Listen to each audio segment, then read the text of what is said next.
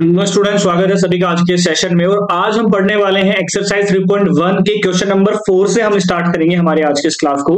Question number 3 तक मैंने कल वाली क्लास में आप लोगों को समझा दिया है, अच्छे से उम्मीद करता हूं सबने समझा होगा। जिसको भी प्रीवियस क्लासेस देखनी है, जिसने प्रीवियस क्लासेस अभी तक नहीं देखी है, जाके जरूर वहां पर देख लीजिए। सारी क्लासेस अवेलेबल है, कंप्लीट प्लेलिस्ट आप लोगों के लिए अवेलेबल है, जाके चेकआउट करिएगा। लाइक जरूर करिएगा, जो भी इस क्लास को देखता है लाइक जरूर करके जाइएगा। अगर आप लोगों को सवाल समझ में आते हो तो लाइक जरूर करा करें। सवाल नंबर देखिए, चौथे से मैं स्टार्ट करता हूं। क्वेश्चन नंबर 4, ध्यान से सवाल को पढ़ना है। Which of the following pairs of linear equation are consistent और इनकंसिस्टेंट? ये मैंने बताया भी था आपको, दोबारा से बता देता हूं, ठीक है। If consistent obtain the solution graphically. Graph में सबसे लास्ट में बताऊंगा, ये मैंने स्टार्टिंग में ही कह दिया था आपको, बट मैं कंसिस्टेंट इनकंसिस्टेंट आपको बता देता हूं क्या होते हैं, ठीक है। देखिए, पहला सवाल हमारे सामने है x प्लस वाई बराबर 5 और दूसरी इक्वेशन है 2x प्लस 2y बराबर 10। अब हमें बताना है कि ये कंसिस्टेंट है या इनकंसिस्टेंट है। देखिए ध्यान से, सबसे पहले यहां से देखिए a1 हमारे पास क्या है 1, यहां पर b1 मेरे पास है 1 और c1 मेरे पास है 5। ऐसे ही a2 मेरे पास है 2, c2 मेरे पास 10 है। इनका आप क्या करिए, कंपेयर कर लीजिए रेशियोज को। मतलब कि a1 upon a2 is equal to b1 upon b2 is equal to c1 upon c2। क्या मेरे पास में रेशियो आता है, a1 अपॉन a2 है 1/2, ये भी 1/2 हो गया, ये 5/10 है। इसको मैं काट के 1/2 बना सकता हूं। अब ये क्या आ गया, मेरे पास तीनों रेशियो इक्वल आ गए। और जैसे ही तीनों इक्वल आते हैं, वो कौन सा केस होता है, कंसिस्टेंट लाइन होती है।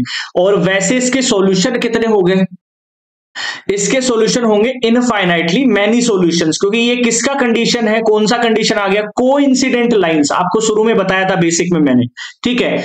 ऐसे ही आपको इस सवाल के लिए चेक करना है। सवाल कहां गायब हो गए, हाँ, इस सवाल के लिए चेक करना है। इसके लिए डायरेक्ट चेक कर सकते हैं।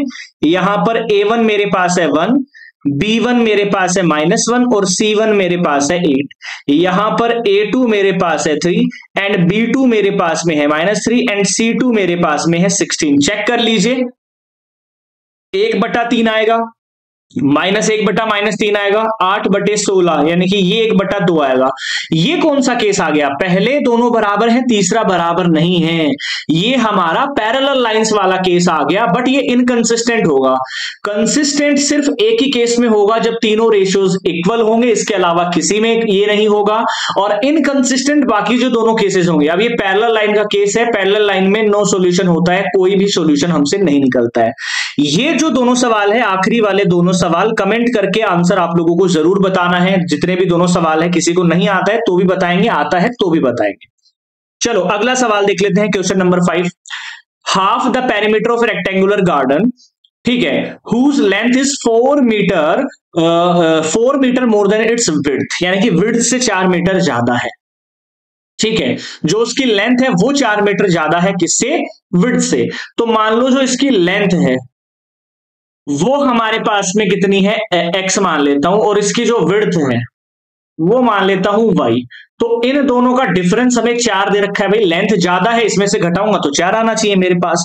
एक हमारे पास क्या दे रखा है, half the perimeter of rectangular garden, perimeter का हाफ दे रखा है, ठीक है। तो हाफ ऑफ पेरीमीटर हमारे पास में क्या हो जाएगा, पेरीमीटर किसी भी रेक्टेंगुलर गार्डन का होता है 2 इंटू में x प्लस में y, यही हमारा होता है, यही हमारा होता है 2 इंटू में l प्लस बी। तो यहां पर x प्लस वाई बराबर 36, क्योंकि अगर ये पूरा होता, सॉरी, ठीक है, ये हमारा हाफ है, हाफ है मतलब डिवाइड 2 से भी करेंगे तो कुल मिला के x प्लस वाई बराबर 36 आ जाएंगे। ये दोनों इक्वेशन मेरे पास आ गई। इन दोनों को सॉल्व करके आप x और y की वैल्यू तो आराम से निकाल ही सकते हो। बाकी ग्राफिकली मैं आप लोगों को समझाऊंगा, ठीक है, ग्राफ कैसे निकाला जाता है। अगला सवाल देखिए, given the linear equation 2x plus 3y minus 8 बराबर 0, right another linear equation in 2 variables. एक और लीनियर इक्वेशन लिखनी है 2 वेरिएबल्स की, such that the geometrical representation of the pairs of formed is intersecting lines, coincident lines, parallel lines, ठीक है। तो यहां पर आप ध्यान से देखिएगा क्या हमारे पास होता है कि एक इक्वेशन हमें दे रखी है 2x प्लस 3y माइनस 8 बराबर 0, और दूसरी इक्वेशन मेरे पास क्या होती है, जब इंटरसेक्टिंग लाइंस होती हैं, ठीक है, इंटरसेक्टिंग लाइंस होती हैं, तब कौन सा केस मेरे पास होगा ना इंटरसेक्टिंग लाइंस में, तो आपको इंटरसेक्टिंग लाइंस का केस पता होना चाहिए। अगर आपको पता है इंटरसेक्टिंग लाइंस कब होती हैं, पैरेलल लाइंस कब होती हैं, कोइंसिडेंट लाइन कब हो सकती हैं, तब आप आराम से ये सारे सवालों को सॉल्व कर सकते हैं, बट केसेस आपको पता होना चाहिए।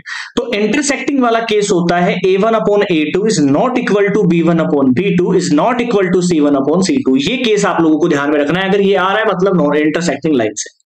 अब ध्यान दीजिएगा सबसे इंपॉर्टेंट चीज, अब यहां पर मेरे पास क्या है, आप कोई भी दूसरी इक्वेशन लेके चल सकते हैं ना। मेरे पास a1 यहां पर 2 है, मेरे पास b1 यहां पर 3 है, मेरे पास c1 यहां पर -8 है। इंटरसेक्टिंग मतलब a2 हमें कुछ ऐसा लेना है ये तीनों बराबर ना बन पाए। मैं 4 ले लेता हूं, B2 में 5 ले लेता हूं, C2 में यहां पर 9 ले लेता हूं। अब इन तीनों को चेक करोगे ना तो हमारे पास इक्वेशन आ गई। अब A2 यानी कि अब इक्वेशन भी लिखनी है। एक इसका होता है x का कोफिशिएंट, तो 4x प्लस में 5y बराबर में 9, ये इक्वेशन बन गई।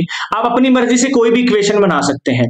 अब आपको एक एग्जांपल बताना है पैरेलल लाइंस का। पैरेलल लाइंस के केस में होता है a1/a2 is equal to b1/b2 is not equal to c1/c2। अब ये आपको कोई इक्वेशन अपने हिसाब से बनानी है, एग्जांपल बताना है कमेंट करके। तीसरा है कोइंसिडेंट लाइन। कोइंसिडेंट लाइन भी आपको पता होना चाहिए जिसमें तीनों बराबर होते हैं, a1/a2 b1/b2 c1/c2, ये तीनों बराबर होते हैं। सिंपल सा सवाल था। अगला हमारे पास है draw the graphs of the equation x - y + 1 0 3x + 2y - 12 बराबर 0 determine the coordinates of the vertices of triangle form by these lines. अब देखो ग्राफ वाला मैं सबसे लास्ट में बताऊंगा आप सभी लोगों, लेकिन एक मोटे मोटे तौर पर मैं बता देता हूं। x - y + 1 बराबर 0 यानी कि x - y हमारा -1 है, ठीक है।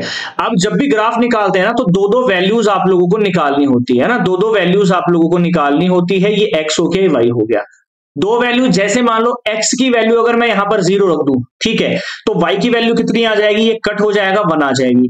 अगर y की 0 रख दूं तो मेरे पास -1 आएगी, ये हमारे पास हो गया। इसको ड्रॉ करना बहुत आसान होता है, तो दो वैल्यूज आप अपने हिसाब से निकाल सकते हैं यहां पर, ठीक है। तो ग्राफ बनाना मैं आप लोगों को सबसे लास्ट में सिखाऊंगा। बाकी इस एक्सरसाइज में जो सबसे इंपॉर्टेंट सवाल है ना, वो मैंने कल भी आपको बताए थे। सबसे इंपॉर्टेंट सवाल हमारे पास यही 2 सवाल हैं, ठीक है। एक सवाल नंबर 2, एक सवाल नंबर 3 और एक हमारा है सवाल नंबर 4। ये तीनों सवाल बहुत बहुत इंपॉर्टेंट है, इनके सॉल्यूशन आप लोगों को आना ही चाहिए, क्योंकि यहां से एमसीक्यू में एक सवाल डेफिनेटली पूछा जाता है, तो उसको आपको अच्छे से निकाल करके चलना है। उम्मीद करूंगा ये सवाल आप लोगों को सारे समझ में आए होंगे। शेयर अपने सभी फ्रेंड से कर देना, जो भी क्लास 10th में हुआ है अपने सभी फ्रेंड्स से शेयर कर देना हमारे इस सेशन को, और जो इस साल क्लास 10th में है सबसे शेयर कर देना। चलिए, जय हिंद, मिलते हैं कल वाली क्लास में।